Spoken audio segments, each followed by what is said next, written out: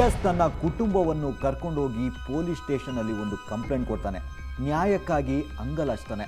ಪೊಲೀಸರು ಆತನಿಗೆ ನ್ಯಾಯ ಒದಗಿಸೋ ಭರವಸೆ ಕೊಡ್ತಾರೆ. ಪೊಲೀಸರು ಶವವನ್ನೊಮ್ಮೆ ಪರಿಶೀಲಿಸಿ ನಂತರ ನಡೆದದ್ದು ರಿಯಾಜ್ನ ಮನೆಗೆ.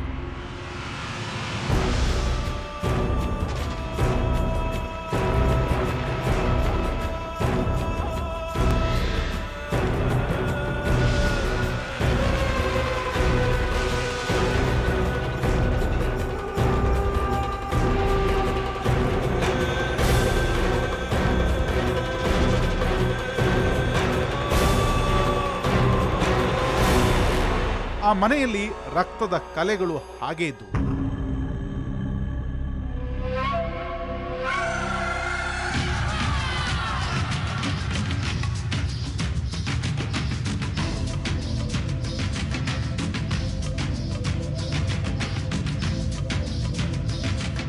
ಘಟನೆ ನಡೆದು ಕೆಲವು ಗಂಟೆಗಳಾದ್ದರಿಂದ ಆ ರಕ್ತದ ಕಲೆಗಳು ಮಾಸಿರಲಿಲ್ಲ. ಪೊಲೀಸ್ ಅಧಿಕಾರಿ ರಿಯಾಜ್ನ ಮನೆಯವರನ್ನ ವಿಚಾರಿಸಿದಾಗ ಯಾವುದೇ ಮಾಹಿತಿ ಸಿಗಲಿಲ್ಲ.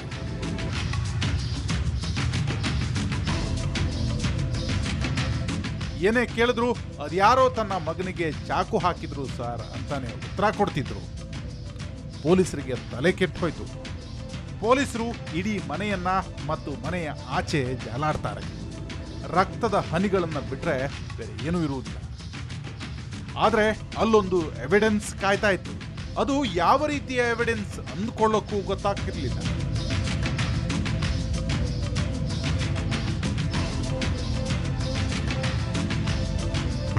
ಹೌದು, ಅಲ್ಲೊಂದು ಸೇದಿ ಬಿಸಾಡಿದ ಬೀಡಿಯ ತುಂಡೊಂದು ಸಿಗುತ್ತೆ.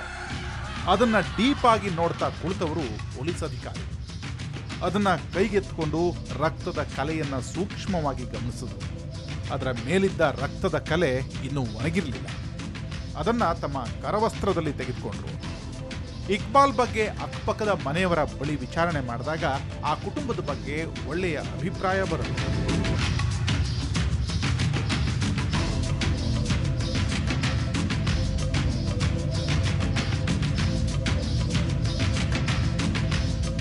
ಅಣ್ಣ ತಮ್ಮಂದಿರಲ್ಲಾಗ್ಲಿ ತಂದೆ ತಾಯಿ ಬಗ್ಗೆ ಆಗ್ಲಿ ಯಾವುದೇ ಭಿನ್ನಾಭಿಪ್ರಾಯ ಇರಲಿಲ್ಲ.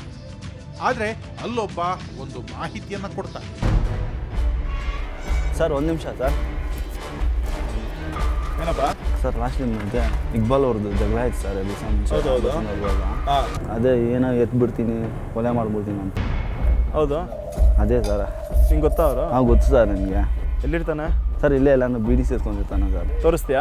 ಹಾಂ ಆಯ್ತು ಸರ್ ತೋರಿಸ್ತೀನಿ.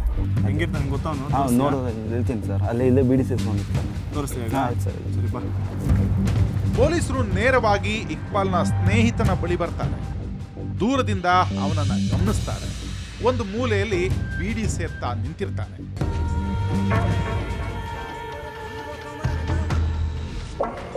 ಪೊಲೀಸರು ನೇರವಾಗಿ ಆತನ ಬಳಿ ಬಂದು ದಸ್ತಗಿರಿ ಮಾಡಿ ವಿಚಾರಣೆ ಮಾಡ್ತಾರೆ.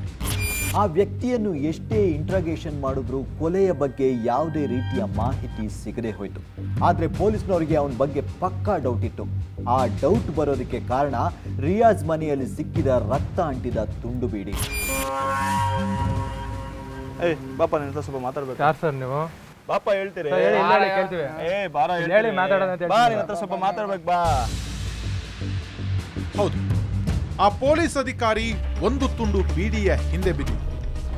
ಉಳಿದ ಪೊಲೀಸ್ ಸಿಬ್ಬಂದಿಗೆ ಅದೊಂಥರ ಸೋಜಿಗ ಅನಿಸ್ತು. ಸೀನಿಯರ್ ಅನ್ನೋ ಕಾರಣಕ್ಕೆ ಸುಮ್ಮನಾಗಿತ್ತು. ಆದ್ರೆ ಆ ಪೊಲೀಸ್ ಅಧಿಕಾರಿಗೆ ಆ ಬೀಡಿಯಲ್ಲಿಯೇ ಒಂದು ಕ್ಲೂ ಇದೆ ಅಂತ ಅನಿಸ್ಬಿಟ್ಟಿತ್ತು.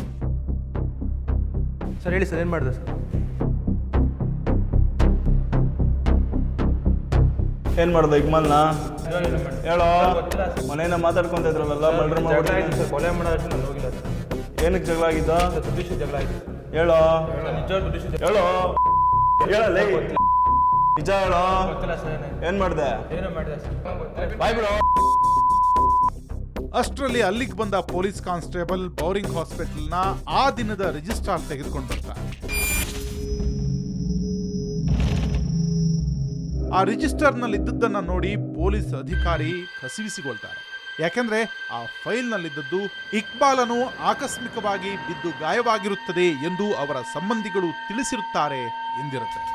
ಸ್ಟೇಷನ್ಗೆ ಕಂಪ್ಲೇಂಟ್ ಬಂದಿದ್ದು ನನ್ನ ತಮ್ಮನಿಗೆ ಯಾರೋ ಚಾಕುವಿಂದ ಹೊಡೆದು ಕೊಲೆ ಮಾಡೋಕೆ ಪ್ರಯತ್ನಿಸಿದ್ದಾರೆ ಅಂತ. ಇವೆರಡೂ ಕಂಪ್ಲೇಂಟ್ಗಳನ್ನ ಇಕ್ಬಾಲ್ನ ಮನೆಯವರೇ ಕೊಟ್ಟಿರ್ತಾರೆ. ಪೊಲೀಸ್ ಅಧಿಕಾರಿಗೆ ಒಂದು ಕ್ಷಣ ನಾವೇನ್ ಮಾಡ್ತಿದ್ದೀವಿ ಅನ್ಸ್ಬಿಟ್ಟಿತ್ತು. ಅವರು ತಕ್ಷಣ ವಿಚಾರಣೆ ಮಾಡ್ತಿದ್ದ ವ್ಯಕ್ತಿಯನ್ನ ಬಿಟ್ಟು ಕಳಿಸ್ತಾರೆ.